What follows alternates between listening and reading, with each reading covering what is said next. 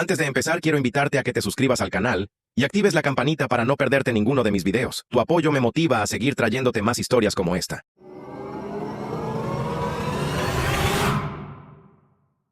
Nunca pensé que mi hermana se convertiría en la guardiana entre la atención médica y yo. Pero eso fue exactamente lo que pasó cuando tenía 12 años, mientras la sangre se acumulaba bajo mi brazo destrozado y los fragmentos de hueso se movían bajo la piel desgarrada.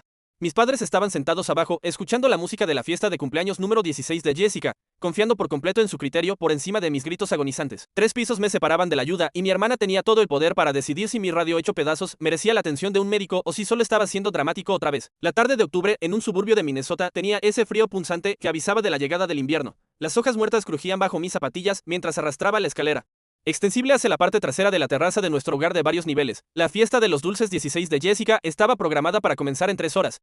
Y ella se había convertido en un tornado perfeccionista, dirigiendo cada detalle con precisión militar. Cordell, pon esas serpentinas colgadas a lo largo de la barandilla del balcón superior, ordenó desde abajo, señalando hacia la terraza del segundo piso que sobresalía sobre nuestro patio de concreto, y asegúrate de que estén perfectamente rectas. No quiero que nada se vea desprolijo cuando Brandon llegue. Brandon era su último enamoramiento, un jugador de fútbol de último año que probablemente ni siquiera sabía que ella existía, pero Jessica vivía con la esperanza constante de que esta fiesta de alguna manera la catapultara al grupo de populares al que deseaba desesperadamente pertenecer. Coloqué la escalera de aluminio contra los soportes de la terraza, comprobando que ambos pies quedaran firmes sobre el irregular patio de losas. La escalera se sentía lo bastante estable, aunque se bamboleó ligeramente cuando pasé la mitad de la altura al subir. Nuestra casa había sido construida en la década de los 70, y papá siempre se quejaba de que el contratista había hecho recortes. La barandilla de la terraza mostraba signos de desgaste por las tormentas recientes que habían azotado nuestro vecindario. Más alto, Cordell. Tienes que llegar hasta la esquina lejana, gritó Jessica, su voz cargando ese matiz de pánico que significaba que se acercaba a uno de sus colapsos. Llevaba su suéter morado favorito y había pasado 2 horas alisando su cabello castaño hasta someterlo. En su mente, todo sobre esta fiesta tenía que ser impecable. Me estiré hacia el poste de la esquina, sosteniendo un rollo de serpentinas plateadas en la mano izquierda mientras sujetaba la escalera con la derecha. El viento otoñal se levantó, haciendo que las serpentinas revolotearan salvajemente y dificultando más mi tarea. Debajo de mí, Jessica caminaba de un lado a otro, mirando su reloj cada pocos segundos. Mamá y papá siguen ocupados con los del catering, gritó hacia arriba. Están discutiendo sobre la ubicación del pastel en la cocina. Solo termina esto para que podamos pasar a los globos. La escalera se movió ligeramente cuando me estiré más. Debería haber bajado y recolocado la escalera, pero la urgencia de Jessica me contagió. Quería terminar rápido y salir de su camino antes de que encontrara algo más que criticar sobre mi técnica. Fue entonces cuando escuché el primer crujido. El sonido vino de arriba en lugar de abajo. Miré hacia arriba y vi como el poste de madera de la barandilla que estaba sujetando empezaba a separarse de su base. La madera se había podrido por meses de daños por humedad, dejando solo una fina cáscara que no podía soportar peso real. Jessica, algo está mal con la barandilla, grité hacia abajo, tratando de mantener la alarma fuera de mi voz. Solo date prisa. No tenemos tiempo para tus quejas, replicó ella, sin siquiera levantar la vista de su portapapeles de tareas de la fiesta. El poste de la barandilla cedió por completo. Sentí la desagradable sensación de caer hacia atrás en el espacio vacío, mi estómago hundiéndose mientras la gravedad tomaba el control. Las serpentinas salieron volando de mi mano, una cinta plateada extendiéndose detrás de mí como la cola de un cometa. Tuve tiempo suficiente para darme cuenta de que iba a golpear fuerte el patio de concreto, pero no el suficiente para colocarme en una posición de aterrizaje más segura. Mi brazo derecho se extendió de manera instintiva para amortiguar la caída. El impacto llegó con un sonido como de rama, quebrándose seguido inmediatamente por un dolor tan intenso que mi visión se volvió blanca por los bordes. Escuché gritos y me di cuenta de que salían de mi propia garganta. Cuando mi visión se aclaró, me encontré mirando algo que no se veía bien. Mi brazo derecho se doblaba en un ángulo en el que los brazos no se supone que se doblen, y un fragmento de hueso blanco sobresalía por un desgarro en mi piel justo debajo del codo. La sangre empapaba la mengue de mi camisa y empezaba a acumularse en el concreto debajo de mí. Jessica llegó primero hasta mí, su rostro palideciendo cuando asimiló la escena. Varias de sus amigas, que habían llegado temprano para ayudar con los preparativos, se agruparon detrás de ella, su charla emocionada apagándose en un silencio horrorizado. Dios mío, Cordell, susurró Sarah Chen, una de las compañeras de clase de Jessica, eso se ve realmente mal. Mamá y papá vinieron corriendo desde la cocina, habiendo escuchado el alboroto a través de las puertas del patio abiertas. Papá todavía llevaba su camisa de trabajo y corbata, mientras mamá tenía harina en el delantal por ayudar a organizar la mesa de postres. ¿Qué pasó?, preguntó mamá, arrodillándose a mi lado sobre el concreto. Su formación como enfermera de antes de que Jessica y yo naciéramos se activó cuando empezó a examinar la lesión, pero Jessica se interpuso entre mamá y yo, bloqueando su vista de mi brazo. Está bien, mamá, dijo Jessica rápidamente, solo está golpeado. ¿Sabes cómo Cordell exagera todo cuando se lastima? Papá miró de Jessica a mí con la confusión cruzando su expresión, pero lo escuchamos gritar y es sangre. Es solo un raspón, insistió Jessica, ganando confianza en su voz. Vi todo. Casi ni se cayó. La escalera solo se volcó y él se resbaló hacia abajo tal vez unos 3 pies. Está siendo dramático porque no quiere seguir ayudando con la fiesta. Intenté hablar para contarle sobre el hueso que salía de mi brazo, pero el dolor hacía difícil formar palabras. Cuando por fin conseguí jadear, está roto, Jessica negó con la cabeza de inmediato. ¿Ves? Drama. Mamá. ¿Sabes cómo se comporta cada vez que tiene la más mínima lesión? ¿Recuerdas cuando lloró durante 1 hora por ese corte de papel el mes pasado? Mamá vaciló, Mirando entre Jessica y yo, los invitados a la fiesta empezaban a llegar en mayor número, y pude ver el estrés acumulándose en su expresión. Los del catering aún necesitaban supervisión. Las decoraciones seguían sin terminar. Y ahora esto. Jessica está en el bachillerato con orientación premedicina, le dijo mamá a papá. Como si se convenciera a sí misma. Ella sabe de estas cosas. Y realmente no tenemos tiempo para un viaje al hospital ahora mismo si no es grave. Jessica sintió con entusiasmo. Exacto, he estado estudiando anatomía y fisiología todo el semestre. Esto es solo una lesión menor por caída. Necesita hielo y descanso. Papá miró su reloj. Claramente dividido entre la preocupación paternal y la presión creciente de la fiesta. ¿Estás absolutamente segura, Jessica? Porque si hay alguna duda, papá. Confía en mí, dijo Jessica con firmeza. Nunca dejaría que le pasara nada a Cordell. Pero también sé cuando está siendo exageradamente dramático. Y esta definitivamente es una de esas veces. Se inclinó hacia mi oído, fingiendo consolarme mientras susurraba palabras que helaron mi sangre. Arruina mi fiesta y te haré la vida miserable. Coopera o te vas a arrepentir. Cuando se incorporó, su expresión volvió a la de hermana mayor preocupada. Llevémoslo a su cuarto para que descanse. Seguro se sentirá mucho mejor en unas horas. Papá y Jessica me ayudaron a ponerme de pie, sosteniéndome mientras cruzábamos la casa. Cada paso enviaba sacudidas de agonía a través de mi brazo. Pero Jessica mantenía un flujo constante de tranquilizaciones hacia nuestros padres sobre lo menor que era la lesión. ¿Ven cómo camina bien? Si fuera realmente grave. Estaría en shock o algo así, le explicó mientras subíamos las escaleras hacia el segundo piso. Me dejaron en la cama y Jessica subió las cobijas hasta mi barbilla, ocultando mi brazo herido. Solo duerme un rato, Cordell, dijo mamá, besándome la frente. Te revisaremos más tarde. Pero Jessica tiene razón en que tiendes a exagerar los golpes y moretones. La fiesta va a empezar pronto, le añadió papá con tono apenado, pero estaremos justo abajo, si necesitas algo. Después de que se fueron, Jessica se quedó un momento en la puerta de mi habitación. Los sonidos de los invitados llegando y la música animada subían desde abajo. Esta va a ser la noche más importante de mi vida, dijo en voz baja. Va a venir todo el mundo de la escuela, incluso personas que nunca me han prestado atención antes. He planeado esto durante meses y no voy a dejar que nada lo arruine, y menos tu torpeza. Cerró la puerta con firmeza, dejándome solo con mi dolor y con la creciente conciencia de que algo andaba muy mal con mi brazo. La primera hora pasó en oleadas de náuseas y mareos que me dejaban aferrado a las sábanas con mi mano buena. Mi brazo derecho se había hinchado hasta casi el doble de su tamaño normal, y la piel había adquirido un color púrpura moteado que se extendía desde el codo hasta la punta de los dedos. Cuando intenté mover los dedos, no pasó nada. La total falta de sensación por debajo del codo me aterrorizó más que el dolor en sí. Abajo, la fiesta de Jessica estaba en pleno apogeo. Los graves del equipo de sonido retumbaban a través de las tablas del piso. Y podía oír decenas de voces adolescentes riendo y gritando por encima de la música. Alguien había traído una guitarra y estaban intentando tocar al mismo tiempo que el estéreo. Los sonidos normales de una fiesta exitosa, solo que se sentían como si sucedieran en un mundo diferente del lugar donde yo yacía. Logré girar sobre mi costado izquierdo y tantear el vaso de agua en mi mesa de noche. El simple acto de alcanzar unos 6 centímetros envió rayos de dolor desde mi hombro hasta la punta de los dedos. Cuando intenté levantar la cabeza para beber, la habitación giró violentamente y tuve que volver a recostarme para no vomitar. Fue entonces cuando noté la sangre. La mengue de mi camisa estaba completamente empapada y manchas rojas habían empezado a extenderse por las sábanas. El olor metálico llenó mis fosas nasales y me revolvió el estómago. Con la mano izquierda aparté las cobijas y vi que la sangre en realidad estaba goteando sobre el piso junto a mi cama, formando un pequeño charco sobre la madera. Intenté pedir ayuda, pero mi voz salió apenas como un susurro. La música de la fiesta ahogaba cualquier sonido que pudiera hacer. Intenté golpear la pared con mi mano buena, pero el esfuerzo me dejó mareado y sin aliento. Desesperado, rodé hacia mi silla de escritorio e intenté tirarla, esperando que el estruendo hiciera que alguien subiera. Logré volcarla con el pie, pero cayó sobre la alfombra con poco más que un golpe sordo. El dolor estaba empeorando en lugar de mejorar. Lo que había comenzado como punzadas agudas se había transformado en una agonía constante y desgarradora que parecía irradiar por todo mi cuerpo. Mi brazo se sentía como si estuviera en llamas y al mismo tiempo aplastado en un tornillo de banco. Empecé a entrar y salir de la conciencia. Durante uno de mis momentos lúcidos, vi el libro de texto de biología de Jessica sobre mi escritorio, donde lo había dejado la semana anterior cuando me pidió prestados los resaltadores. Con un esfuerzo enorme, conseguí arrastrarlo hacia mi cama usando la mano izquierda. Pasar las páginas fue agonizante, pero estaba decidido a entender lo que me estaba pasando. Encontré el capítulo sobre lesiones óseas y empecé a leer con horror creciente. Los diagramas mostraban exactamente lo que estaba experimentando: fractura compuesta con desplazamiento de hueso. El texto describía cómo los fragmentos de hueso roto podían dañar las arterias, provocando hemorragia interna y pérdida de circulación. Mis síntomas coincidían con todo lo de la página: hinchazón severa, decoloración, pérdida de sensación y sangrado continuo. Pero el peor descubrimiento llegó cuando encontré las notas resaltadas de Jessica en los márgenes. Había marcado pasajes sobre el síndrome compartimental, una condición en la que la hinchazón de una lesión corta el suministro de sangre a músculos y nervios. Su resaltador amarillo había enfatizado la advertencia de que la discapacidad permanente puede ocurrir si el tratamiento se retrasa más de 6 a 8 horas. Otra sección resaltada hablaba de cómo las fracturas compuestas requerían intervención quirúrgica inmediata para prevenir infecciones y restaurar la alineación adecuada del hueso. Jessica había dibujado estrellas junto a las frases sobre los protocolos de urgencias y la importancia de inmovilizar la lesión durante el traslado. Ella lo sabía perfectamente lo grave que era esto. Me quedé mirando sus cuidadosas anotaciones, tratando de procesar esta traición. Jessica no solo estaba minimizando mi lesión para proteger su fiesta, estaba poniendo deliberadamente en peligro mi salud a largo plazo porque entendía exactamente lo que las fracturas óseas sin tratar podían hacerle a una persona. La comprensión me golpeó como un impacto físico. No era la primera vez que Jessica mentía para protegerse a sí misma a mi costa. Durante el último año había habido una serie de incidentes en los que había convencido a nuestros padres de que yo estaba exagerando problemas o causando conflictos. Cuando desapareció dinero del bolso de mamá, Jessica sugirió que yo podría haberlo tomado para comprar videojuegos. Me castigaron sin salir durante 2 semanas y me obligaron a hacer tareas extra para devolver un dinero que nunca había tocado. Más tarde, encontré la nueva colección de maquillaje de Jessica escondida en su armario, compras que encajaban perfectamente con el monto perdido. Cuando el vecino se quejó de que alguien había lanzado piedras a su coche, Jessica mencionó haberme visto cerca de su camino de entrada con algunos amigos. Papá me hizo disculparme y lavar el coche del hombre todos los fines de semana durante un mes. Solo mucho después supe que Jessica y su novio habían sido los responsables de los daños.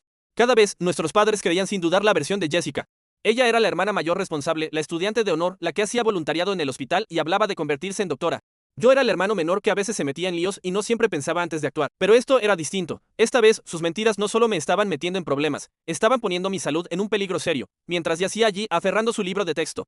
Otra oleada de dolor se abatió sobre mí. Mi visión se volvió gris por los bordes y sentí que me deslizaba hacia la inconsciencia otra vez. Lo último que escuché antes de que la oscuridad me alcanzara fue el sonido de la risa de Jessica elevándose desde la fiesta de abajo. Cuando recuperé el conocimiento, la luz fuera de mi ventana se había desvanecido hasta el crepúsculo. Según el reloj despertador, habían pasado 3 horas desde mi caída. Mi brazo había adquirido un tono aún más oscuro de púrpura y ya no podía sentir nada por debajo de la muñeca. El sangrado parecía haberse ralentizado, pero solo porque me estaba volviendo demasiado débil para mantener una presión sanguínea normal. Intenté incorporarme y me arrepentí de inmediato. La habitación giró salvajemente y apenas logré inclinarme sobre el borde de la cama antes de vomitar en el suelo. El esfuerzo me dejó temblando y cubierto de sudor frío. Entonces escuché pasos en la escalera. La esperanza se encendió en mi pecho. Tal vez mamá o papá venían a verme. Quizás habían empezado a preocuparse por dejarme solo tanto tiempo. Tal vez, por fin, las mentiras de Jessica iban a quedar al descubierto. Pero los pasos pasaron de largo frente a mi puerta sin detenerse y se dirigieron al dormitorio de mis padres. Escuché el sonido de alguien hurgando en los cajones de la cómoda. Luego los pasos regresaron escaleras abajo. Estaba realmente solo. La fiesta seguía abajo. Ajena a mi estado cada vez peor. Por la ventana podía ver autos estacionados a ambos lados de la calle mientras llegaban más invitados. Jessica había conseguido la fiesta de sus sueños, completa con los chicos populares que normalmente la ignoraban, y yo estaba pagando el precio de su éxito social con pedazos de mi hueso hecho trizas y charcos de sangre. Pero mientras yacía allí en la creciente oscuridad, algo empezó a cambiar dentro de mí. El miedo y el dolor seguían ahí, pero empezaban a mezclarse con algo más. Ira fría y concentrada por haber sido abandonado y traicionado por la persona que se suponía debía protegerme. Jessica pensó que podía sacrificar mi bienestar por su fiesta y salir impune. Creía que nuestros padres seguirían confiando en su criterio médico por encima de mis síntomas reales. Contaba con mi silencio y mi obediencia. Estaba a punto de descubrir cuán equivocada podía estar, para cuando mi reloj despertador marcó las 9 de la noche. Había dejado de sentir por completo casi todo mi brazo derecho. La ausencia de sensación era casi peor que el dolor porque significaba que el daño nervioso avanzaba exactamente como advertía el libro de texto de Jessica. Flexioné la mano izquierda repetidamente, agradecido de que aún respondiera con normalidad mientras intentaba no pensar en lo que una discapacidad permanente significaría para mi futuro. La fiesta había alcanzado su volumen máximo en la planta baja. Ya podía distinguir voces individuales después de haber escuchado durante horas. La risa aguda de Jessica se elevaba por encima de él. Ruido general cada vez que alguien le prestaba atención. Brad Morrison, el mariscal de campo de quien había estado enamorada todo el semestre, aparentemente contaba historias sobre el partido de fútbol del viernes anterior. La música golpeaba los cimientos de la casa, haciendo vibrar mi cama con cada nota grave. Había dejado de intentar llamar la atención de alguien haciendo ruido. Mis intentos anteriores de golpear paredes o el piso habían resultado inútiles frente al volumen de la fiesta, incluso si hubiera logrado hacerme oír.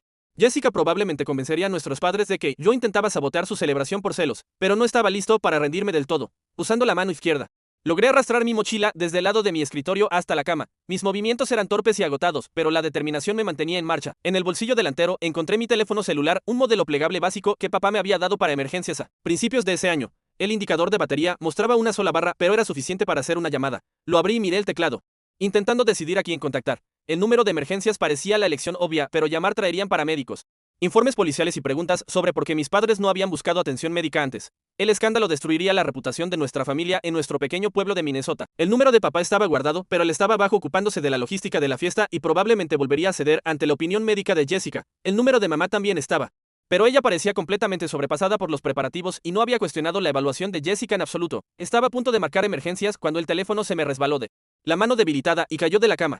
Golpeó el suelo de madera con un chasquido seco, la tapa de la batería salió despedida y se deslizó bajo mi cómoda. Cuando logré inclinarme lo suficiente para verlo, la pantalla estaba cuarteada como una telaraña y completamente oscura. Mi última conexión con el mundo exterior había desaparecido. Frustración y desesperación me inundaron por igual. Dejé caer la cabeza sobre la almohada y me quedé mirando el techo, tratando de procesar la realidad de mi situación. Estaba atrapado en mi habitación con una lesión grave que empeoraba progresivamente. Las personas que se suponía debían cuidar de mí habían decidido confiar en alguien que estaba poniendo deliberadamente en riesgo mi salud, y ahora no tenía forma de pedir ayuda. Fue entonces cuando mi mirada cayó sobre la mochila de Jessica. La había tirado junto a mi escritorio cuando me pidió prestados los resaltadores. y desde entonces había permanecido allí. Algo me dio curiosidad sobre lo que podría estar llevando, especialmente considerando sus afirmaciones sobre conocimientos médicos. Alcanzar la mochila implicó rodar completamente fuera de la cama, lo que envió un dolor tan intenso por mi brazo que casi me desmayé. Pero logré arrastrarla usando la mano izquierda y empecé a sacar su contenido. Libros escolares, cuadernos llenos de una letra ordenada, bolígrafos y lápices en un estuche organizado, suministros normales de preparatoria. Pero en el fondo encontré una carpeta manila que hizo que la sangre se me helara. Materiales de solicitud universitaria. Abrí la carpeta con los dedos temblorosos y comencé a leer el ensayo personal de Jessica para su solicitud de admisión temprana al programa de premedicina de la Universidad de Minnesota. El encabezado decía, porque quiero salvar vidas, y estaba fechado apenas 2 semanas antes. El primer párrafo hablaba de su llamado a ayudar a quienes no pueden ayudarse a sí mismos y de su profunda pasión por la ciencia médica. Escribía sobre crecer en una familia que valoraba la educación y el servicio a los demás. Pero el segundo párrafo fue lo que me hizo querer gritar. Mis experiencias con mi hermano menor me han enseñado la habilidad crucial de distinguir verdaderas emergencias médicas de conductas que solo buscan atención. Cordell siempre ha sido dramático, con lesiones menores, llorando fuerte y exigiendo atención inmediata por golpes y raspones que no requieren más que primeros auxilios básicos. Aprender a evaluar la verdadera gravedad de las lesiones en lugar de dejarme influir por demostraciones emocionales me ha preparado bien para la objetividad que requiere la práctica médica. Lo leí 3 veces para asegurarme de que no estaba alucinando por la pérdida de sangre. Jessica estaba usando mis supuestas exageraciones como prueba de su aptitud para la escuela de medicina. Estaba construyendo toda su solicitud alrededor de la idea de que ella era la hermana racional con mentalidad médica capaz de ver a través de las quejas exageradas de su hermano. El ensayo continuaba, creo que los médicos deben ser capaces de tomar decisiones claras incluso cuando los pacientes o sus familiares están emocionales o asustados. La tendencia de mi hermano a convertir lesiones menores en catástrofes me ha dado una valiosa práctica para mantener la calma y ser analítica cuando otros entran en pánico. Planeaba literalmente construir su carrera sobre mi sufrimiento. Más adelante en la carpeta encontré su cronograma de solicitud. Las decisiones de admisión temprana se anunciarían en diciembre. Apenas 2 meses después, sus calificaciones eran excelentes, su trabajo voluntario en el hospital local impresionante. Y su ensayo la presentaba exactamente como el tipo de futura doctora racional y compasiva que los comités de admisión querían ver. Todo estaba construido sobre una mentira. Una mentira que, en ese momento, me estaba costando el uso del brazo y potencialmente mucho más. Pensé en la serie de incidentes del último año, viéndolos ahora bajo una luz completamente distinta. Cada vez que Jessica me había presentado como dramático y responsable, había estado acumulando pruebas para su narrativa de aspirante a médica. Cada vez que nuestros padres la creían a ella en lugar de a mí, sin saberlo apoyaban su estrategia de solicitud. Esa noche era solo la conclusión lógica de su plan a largo plazo. No podía permitirse que mi lesión real contradijera su ensayo sobre mis supuestas exageraciones. Admitir que estaba seriamente herido socavaría todo lo que había escrito acerca de su capacidad para evaluar situaciones médicas con objetividad. Pero mientras estaba sentado en el suelo de mi habitación, rodeado por las pruebas de su manipulación, algo se cristalizó dentro de mí. El miedo y el dolor seguían presentes, pero estaban transformándose en algo mucho más poderoso. Jessica pensaba sacrificar mi bienestar por sus sueños. Creía que podía usar mi sufrimiento como peldaño hacia su futura carrera. Contaba con mi silencio y con que nuestros padres siguieran confiando en su criterio. Sin embargo, había cometido un error crucial, había subestimado hasta dónde llegaría yo para detenerla. Logré volver a meter sus documentos de solicitud en la carpeta. Mis movimientos torpes pero decididos. Entonces vi algo más que hizo que mi corazón se acelerara de esperanza. Mi cámara digital estaba sobre la repisa, junto a mi escritorio. La misma que papá me había regalado para mi cumpleaños 6 meses antes. Era un modelo decente con capacidad de grabar video, lo más importante, lo bastante pequeño como para manejarlo con una sola mano. Empezó a formarse una idea en mi mente, una idea desesperada y arriesgada que podría salvarme o empeorarlo todo. Si Jessica estaba decidida a seguir mintiendo sobre mi estado, tal vez había llegado el momento de registrar sus mentiras. Colocar la cámara en la posición adecuada requirió más fuerza de la que creía tener. Mi brazo derecho colgaba inútil a mi lado mientras usaba la mano izquierda para despejar espacio en la mesa de noche y orientar el aparato hacia el centro de la habitación. La pérdida de sangre me mareaba, pero la adrenalina me mantenía concentrado en la tarea. La cámara tenía suficiente batería para unos 30 minutos de grabación y la tarjeta de memoria tenía espacio de sobra. La puse en modo de video y presioné grabar. Luego tiré deliberadamente la lámpara de mi escritorio para provocar el tipo de estruendo que haría subir corriendo a Jessica. La base de cerámica se hizo añicos contra el piso de madera con un golpe satisfactorio que se oyó claramente por encima de la música de la fiesta. En cuestión de segundos escuché pasos subiendo las escaleras a toda prisa y la voz de Jessica llamando con molestia.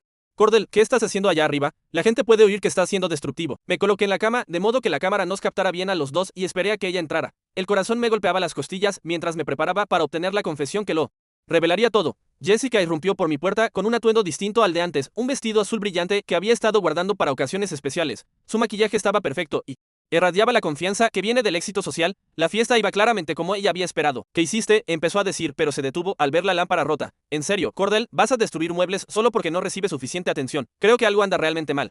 Jessica, dije débilmente, asegurándome de que mi voz llegara al micrófono de la cámara. Mi brazo ya no se siente nada bien. Tu brazo está bien, replicó. Sin siquiera mirar la lesión, te caíste 1 metro sobre césped. No tienes nada que no se cure para mañana. Parpadeé ante la evidente mentira de que me había caído sobre césped en lugar de concreto. Pero continué con mi plan, pero ya no siento los dedos, y ha habido sangre empapando mi camisa. Sangre de un raspón, Cordell. No seas tan bebé. ¿Podrías mirarlo, por favor? Creo que quizá estabas equivocada antes. Jessica miró hacia la puerta, deseosa de volver con sus invitados. No estaba equivocada. Sé cómo se ve una lesión grave y esto no lo es. Solo estás tratando de arruinar mi fiesta porque estás celoso. No estoy celoso, dije, esforzándome por mantener firme la voz para la grabación. Estoy asustado. ¿Y si esta vez no estoy exagerando? ¿Y si de verdad estoy herido y necesito ayuda? Entonces Jessica cometió el error que yo esperaba. Bien, ¿quieres que mire? Sue acercó a la cama y retiró las cobijas, dejando a la vista mi brazo destrozado por primera vez desde el accidente. Su rostro se puso completamente blanco al ver el daño, el hueso sobresaliente y la gran hinchazón. Dios mío, susurró y enseguida se corrigió. Quiero decir, se ve peor de lo que es por todo lo que te has movido. Has empeorado la hinchazón por no mantenerlo quieto. Pero el hueso, insistí, esperando que la cámara captara su reacción. Hay hueso saliendo de mi piel. Eso no es lo que crees, balbuceó Jessica, luchando claramente por mantener su engaño. Probablemente solo es tejido inflamado que se ve blanco. He estado estudiando anatomía, Cordell. Sé cómo se ven de verdad los huesos rotos. Entonces, ¿no crees que necesito ir al hospital? Por supuesto que no. Las visitas al hospital cuestan miles de dólares y mamá y papá no pueden permitirse una cuenta así ahora por algo menor. Solo necesitas hielo y descanso. Podía ver cómo recuperaba confianza mientras volvía a convencerse de su mentira. Además, si fuera realmente grave, yo lo sabría. Estoy tomando biología y anatomía avanzadas. Hago voluntariado en el hospital. El año que viene iré a la escuela de medicina. ¿Y si estás equivocada? Pregunté. ¿Y si de verdad necesito un médico? La expresión de Jessica se endureció y se inclinó más hacia mi cama. Lo que dijo a continuación era exactamente lo que yo esperaba. Cordell, miré tu brazo cuando te caíste. Sé que está roto. Veo que probablemente es una fractura bastante fea. Pero mi fiesta es más importante que tus dramatismos ahora mismo. Vas a sobrevivir hasta mañana y entonces lo resolveremos. Se me cortó la respiración. Acababa de admitir ante la cámara que sabía de la fractura y elegía ignorarla.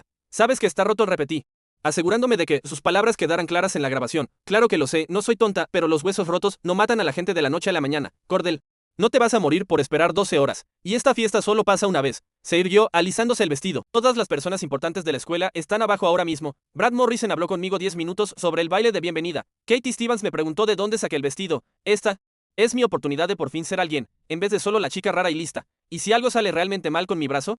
Nada va a salir mal que no se pueda arreglar mañana. Y quizá una noche de incomodidad te enseñe a tener más cuidado en vez de ser tan torpe todo el tiempo. Jessica se dirigió hacia la puerta y se volvió con una última advertencia. Mantente callado el resto de la noche o me aseguraré de que mamá y papá sepan que rompiste la lámpara a propósito para intentar arruinar mi fiesta. Ya están bastante estresados sin tener que lidiar con tus intentos de llamar la atención. Después de que se fue, me quedé quieto varios minutos, casi sin creer lo que acababa de ocurrir.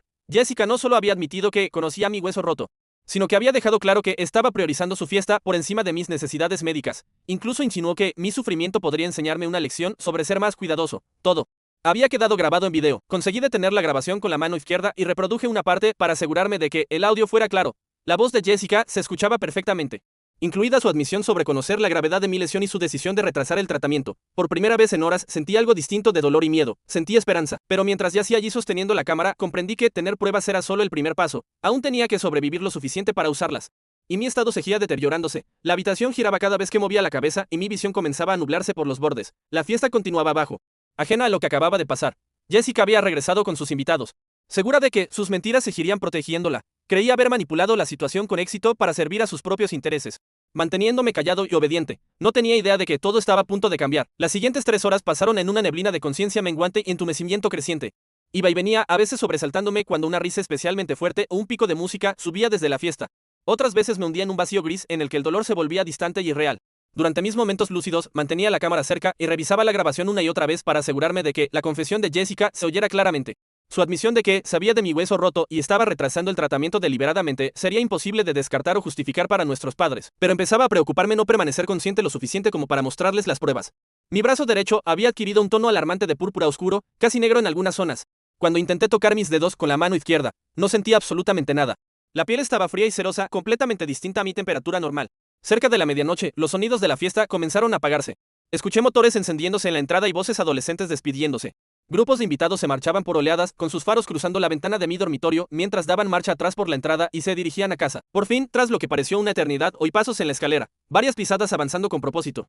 No con el ritmo relajado de la recogida. Después de la fiesta, mi puerta se abrió y mamá y papá entraron juntos. Mamá aún llevaba su atuendo de anfitriona, pero su rostro mostraba el agotamiento de haber manejado una casa llena de adolescentes durante 6 horas. Papá se había aflojado la corbata y arremangado la camisa. ¿Cómo te sientes, cariño?, preguntó mamá, acercándose a la cama. Jessica dijo que estabas descansando tranquilo, pero queríamos verte antes. Sus palabras se apagaron cuando apartó las cobijas y vio mi brazo por primera vez desde el accidente. El cambio en su expresión fue inmediato y dramático. Robert, llama al servicio de emergencias ahora mismo, dijo con una voz que nunca le había escuchado. Esto no es una lesión menor. Papá ya sacaba el celular.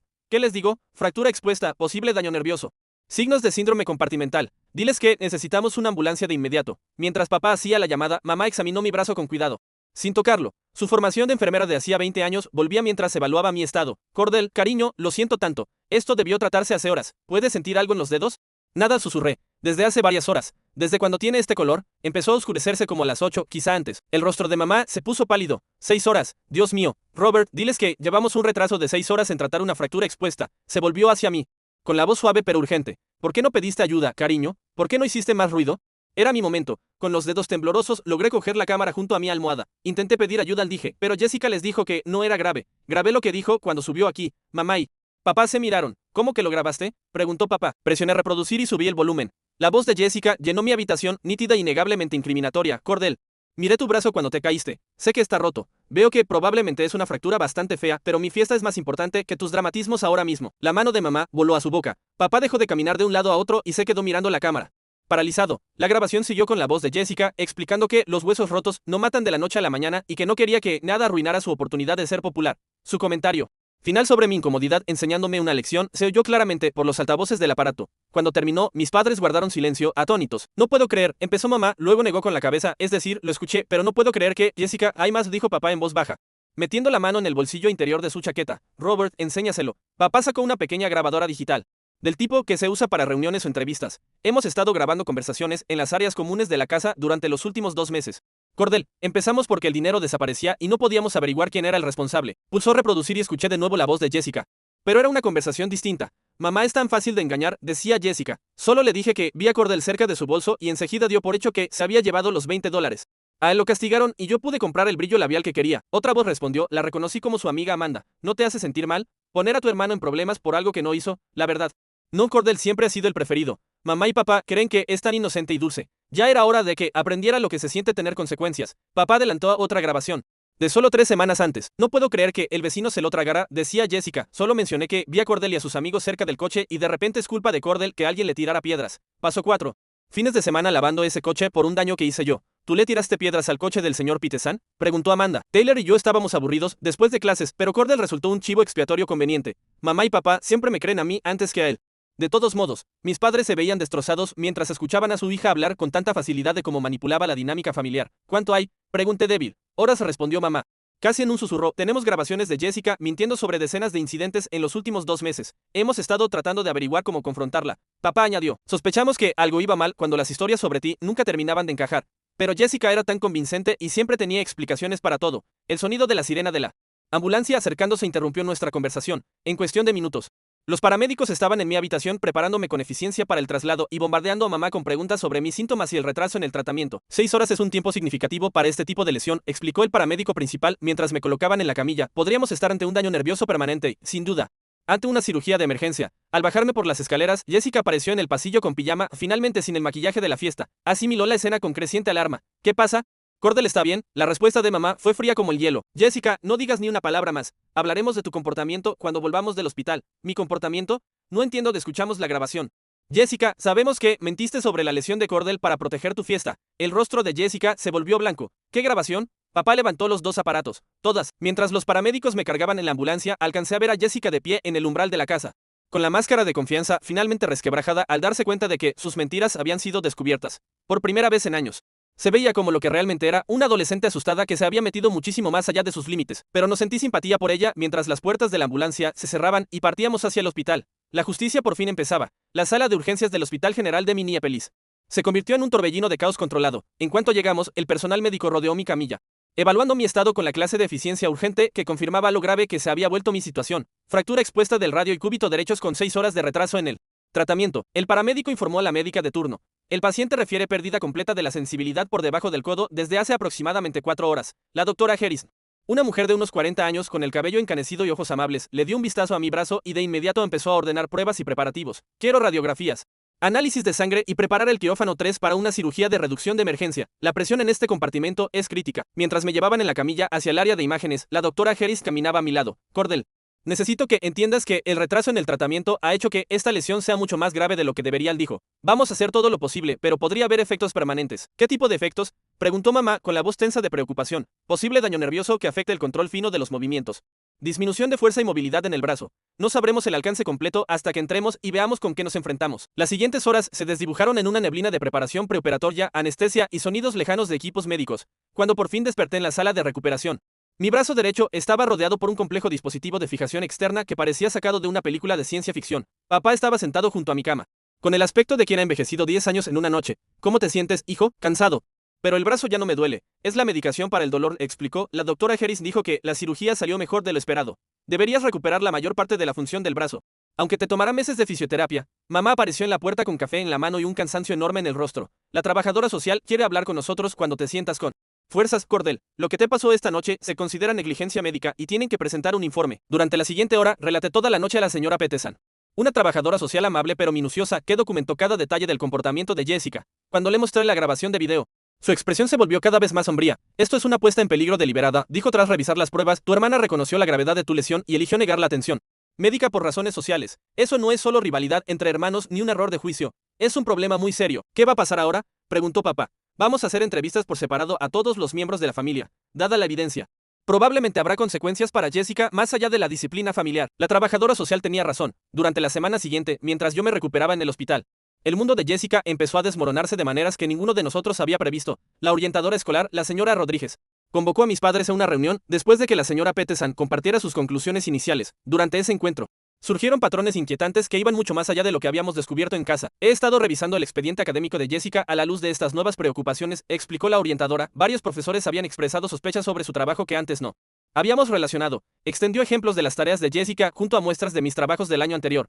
Las similitudes eran inconfundibles. El ensayo de su hijo sobre el trabajo voluntario en el refugio de animales, entregado la primavera pasada, contiene párrafos completos que aparecen en el ensayo de Jessica para su solicitud universitaria sobre servicio comunitario. Su trabajo de investigación sobre ética médica tiene secciones que coinciden casi palabra por palabra con los materiales de las becas que presentó Jessica. Mamá miró los documentos con incredulidad. Ha estado robando el trabajo de Cordell. Eso parece, la sintió la orientadora, y no solo para tareas familiares. Descubrimos que presentó el proyecto de Ciencias de Cordell de hace 2 años como propio en una competencia nacional. Recibió una beca importante basada en una investigación que él hizo. La revelación trajo consecuencias inmediatas. Se revocó la pertenencia de Jessica a la Sociedad de Honor. Su admisión temprana a la Universidad de Minnesota fue anulada cuando la oficina de admisiones fue informada del plagio. 3 ofertas de beca fueron retiradas después de que las organizaciones supieron que sus materiales de solicitud contenían trabajo robado. Pero las consecuencias sociales resultaron aún más devastadoras para alguien que había construido su identidad en torno a ser perfecta y popular. La noticia del incidente de negligencia médica se difundió rápido por nuestro pequeño pueblo. La historia del estudiante ejemplar que negó deliberadamente atención médica a su hermano herido para proteger su fiesta se convirtió en el tipo de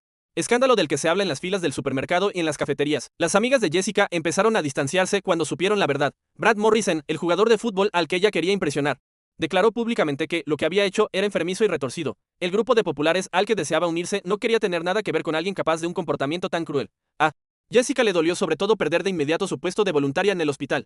La supervisora explicó que alguien dispuesto a poner en peligro la salud de un familiar por razones sociales no podía ser de confianza para tareas de cuidado de pacientes. Cuando por fin me dieron el alta una semana después, Jessica era una persona completamente diferente de la segura anfitriona de la fiesta que había sido. Pasaba la mayor parte del tiempo en su cuarto, saliendo solo para las comidas y las sesiones obligatorias de terapia familiar que los servicios de protección infantil habían exigido. Durante nuestra primera reunión familiar con el doctor Mitchell, el terapeuta, Jessica finalmente se derrumbó por completo. Tenía tanto miedo de ser nadie, sollozó, con el rímel corriéndole por las mejillas. Todos en la escuela me veían como la chica rara y lista que estudia demasiado. Cuando empecé a recibir atención por mis notas y mi trabajo voluntario, fue increíble. La gente por fin me notaba. Pero eso no explica por qué plagiaste el trabajo de Cordell, dijo el doctor Mitchell con suavidad. Sus escritos eran tan buenos y él hacía que todo pareciera fácil. Me dije que solo tomaba prestadas ideas, que no era realmente robar. Pero luego se volvió un patrón y ya no pude parar. ¿Y la noche de tu fiesta? Jessica me miró directamente por primera vez desde el incidente. Sabía que su brazo estaba realmente roto. Podía ver el hueso, pero me había esforzado tanto por hacer que esa fiesta fuera perfecta. Y por fin todos los populares me prestaban atención. Me convencí de que una noche no importaría, que lo arreglaríamos por la mañana, incluso sabiendo que el retraso podía causar daños permanentes. Insistió el terapeuta, no me permití pensar en esa parte. Solo me enfoqué en lo vergonzoso que sería que llegaran paramédicos durante mi fiesta, en cómo todos se irían y nunca volverían a hablarme. Mamá intervino con la voz aún fría. Entonces, ¿estabas dispuesta a sacrificar la salud de tu hermano por tu estatus social? Sí, susurró Jessica, y me odio por eso. Me he convertido en alguien que no reconozco. Alguien capaz de dañar a su familia por popularidad. Soy repugnante. El doctor Mitchell intervino antes de que la conversación se calentara demasiado. Que Jessica reconozca el problema es el primer paso hacia el cambio. Pero Cordell merece escuchar cómo piensas reparar esto. Jessica se volvió hacia mí con lágrimas corriendo libremente. Cordell, lo siento. Lo siento muchísimo. Sé que eso no arregla nada ni borra el daño que hice, pero necesito que sepas que nunca tuve la intención de que las cosas llegaran tan lejos. Pero sabías que podían llegar, respondí en voz baja. Subrayaste las advertencias sobre daño nervioso en tu libro, lo sé. Leí sobre el síndrome compartimental y la discapacidad permanente, pero me convencí de que no te pasaría a ti. Me repetía que eras fuerte y joven y que sanarías perfectamente pasara lo que pasara. ¿Y si no hubiera sido así? ¿Y si hubiera perdido el uso del brazo para siempre? Jessica guardó silencio un largo momento. Entonces habría destruido tu vida por una fiesta y tendría que vivir con eso para siempre. La honestidad de su respuesta me sorprendió, por primera vez. Desde el incidente. Jessica no ponía excusas ni minimizaba sus actos. Estaba enfrentando todo el peso de lo que había hecho. Quiero arreglar esto de alguna manera, continuó. Sé que no puedo deshacer el daño físico ni borrar las mentiras, pero quiero encontrar la forma de ganarme tu perdón algún día. ¿Cómo? Pregunté. Todavía no lo sé, pero voy a descubrirlo, aunque me lleve años. Mientras la miraba, rota y arrepentida, sentí el primer indicio de algo que quizá algún día se convertiría en perdón. Aún no, pero tal vez en el futuro. Ella había caído del pedestal. Lo había perdido todo, y por fin se estaba viendo con claridad. Era un comienzo. 3 meses después, estaba frente al espejo del baño, flexionando la mano derecha y observando la intrincada red de cicatrices que ahora decoraba mi antebrazo. El dispositivo de fijación externa había desaparecido, sustituido por una delgada placa de titanio que se quedaría conmigo de por vida. Mis dedos se movían con normalidad, la fuerza de mi agarre casi había vuelto a lo habitual. Y la doctora Harris había calificado mi recuperación como notablemente exitosa. Eres un joven muy afortunado, me dijo en mi última revisión. 6 horas suelen ser demasiado para este tipo de lesión. Pero eres joven y tu cuerpo respondió bien al tratamiento. Tendrás la función completa de vuelta en 1 o 2 meses más. La recuperación física había sido la parte fácil. La sanación emocional de toda la familia tomó mucho más tiempo y requirió bastante más esfuerzo. Jessica se volcó en el proceso de reparar el daño.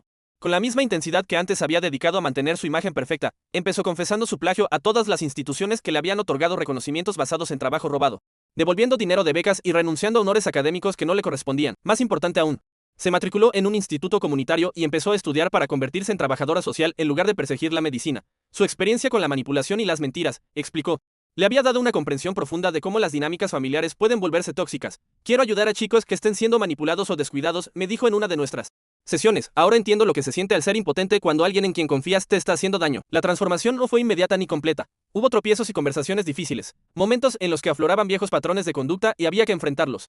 Pero poco a poco empezó a reconstruirse como alguien fundamentalmente distinto de la persona que había puesto una fiesta por encima de mi bienestar. Mamá y papá tuvieron que enfrentar también su propio papel en la creación de las dinámicas que permitieron el comportamiento de Jessica. Reconocieron que su tendencia a creer su versión de los hechos sin cuestionarla me había dejado prácticamente sin voz dentro de la casa. Te fallamos, dijo papá en una sesión particularmente emotiva. Estábamos tan orgullosos de los logros de Jessica que dejamos de escucharte. Eso no es solo una mala crianza.